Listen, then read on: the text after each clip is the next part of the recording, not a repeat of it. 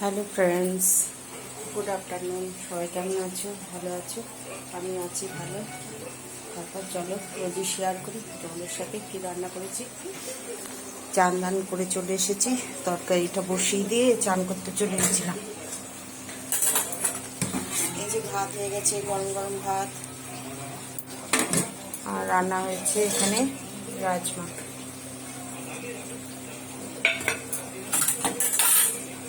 এই যে রাজমা রান্না হয়েছে।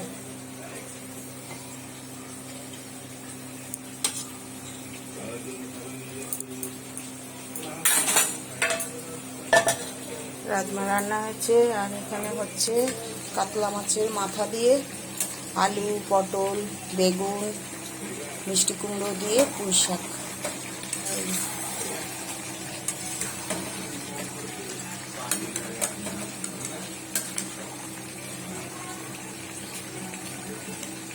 বড় কাতলা মাছের মাথা দিয়ে রান্না হয়েছে পুঁই শাক। দেখাতে ঘাটা যাচ্ছে না।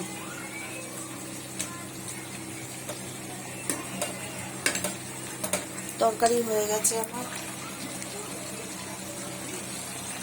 নামাবো। আর অল্প ডাল আছে কালকে, আর এখানে আছে মাছের ডিমের তরকারি আলু দিয়ে। এই যে অল্প আছে মাছের ডিমের তরকারি, আলু কুচি কুচি করে কালকে করেছিলাম। আরেকবার দেখে দিই, ভাত হয়ে গেছে, গরম গরম ভাত। এখানে হয়েছে রাজমা হয়েছে, আর এখানে হচ্ছে পুঁই শাকের তরকারি। এখানে অল্প ডাল আছে, এখানে মাছের ডিমের তরকারি আছে। এই যে বড় কাতলা মাছের মাথা দিয়ে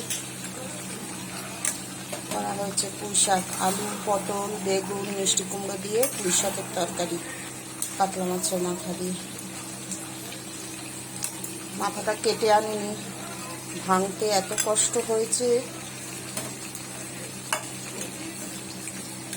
অনেক বড় মাছের মাথাটা।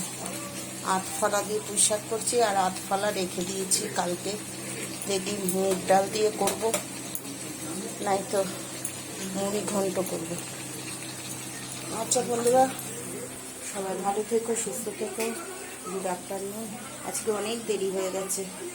তারপর এখানেই রাখছি। লাইক কমেন্ট করে দিও, ফেসবুক ইউটিউবে সাবস্ক্রাইব করে দিও, ফলো করে দিও।